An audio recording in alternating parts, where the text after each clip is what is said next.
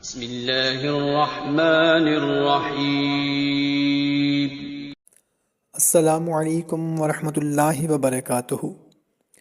معزز سامعین کرام، آج میں آپ لوگوں کو جمعۃ المبارک کی رات کا ایک ایسا مختصر سا عمل بتانے لگا ہوں۔ اگر آپ یہ عمل جمعۃ المبارک کی رات کو کر لیں تو انشاءاللہ عز و جل اس عمل کے کرنے کے بعد اگر خدا نخواستہ کسی کا رزق تنگ ہو گیا ہو تو اس کو خواب میں رہنمائی حاصل ہو جائے گی کہ اس کا رزق تنگ کیوں ہو چکا ہے اور اس کو ختم کیسے کیا جائے، اس تنگی کو دفع کیسے کیا جائے۔ بہت ہی مجرب اور پاورفل وظیفہ ہے۔ جس افراد کی روزی تنگ ہو تو ان کو چاہیے کہ سب سے پہلے گناہ سے توبہ کریں، پورے گھر والے، مرد بھی عورت بھی، ان کے گھر کے جتنے بھی افراد ہیں، والدین ہیں، جو بھی ہیں، پورے گھر والے سب سے پہلے تو وہ توبہ کریں۔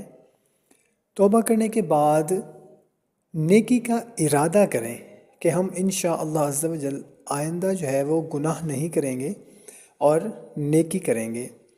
اور اس کے بعد جمعۃ المبارک کی رات کو گھر کا کوئی بھی ایک فرد یہ عمل کر سکتا ہے۔ اگر گھر کی عورت کوئی عمل کرنا چاہتی ہے تو وہ کر سکتی ہے، اگر مرد کوئی عمل کرنا چاہے گھر کا تو وہ کر سکتا ہے۔ مطلب اگر پورے گھر والے یہ عمل کرنا چاہتے ہیں تو پورے گھر والے بھی یہ عمل کر سکتے ہیں۔ اب رزق کی تنگی کیوں ہو چکی ہے؟ اگر پہلے رزق ٹھیک تھا، اچھا رزق ملتا تھا، گھر کا سرکل ٹھیک چل رہا تھا، لیکن اب رزق تنگ ہو گیا ہے تو وہ افراد بھی اس عمل کو کر سکتے ہیں۔ اور اگر کسی افراد کا، کسی گھرانے کا رزق شروع سے ہی تنگ ہے، ان کی تنگی ختم ہی نہیں ہوئی، وہ ہمیشہ ہی پریشان رہتے ہیں رزق کی وجہ سے، ان کو رزق تنگ ملتا ہے، پورا نہیں ملتا، ان کا گزارا نہیں ہوتا، تو وہ بھی اس عمل کو کر سکتے ہیں۔ اور جن کا گھر ماشاءاللہ سے ٹھیک چل رہا ہے، وہ چاہتے ہیں کہ ہمیں وافر مقدار میں رزق ملے، تو وہ بھی اس عمل کو کر سکتے ہیں۔ عمل انتہائی آسان سا ہے۔ بتانے سے پہلے آپ سے اتنی گزارش کرنی ہے کہ 5 وقت کی نماز ہم پر فرض ہے، کسی بھی صورت میں اس کی معافی نہیں ہے۔ 5 وقت کی نماز کو اپنا معمول بنائیں اور کوشش کریں کہ قرآن پاک کی بھی تلاوت روزانہ اپنا معمول بنا لیں۔ اور اس کے بعد اس عمل کی اجازت کے لیے کومنٹ سیکشن میں یا رحمان لکھ کر آپ اس عمل کو شروع کر سکتے ہیں۔ انتہائی آسان سا عمل ہے۔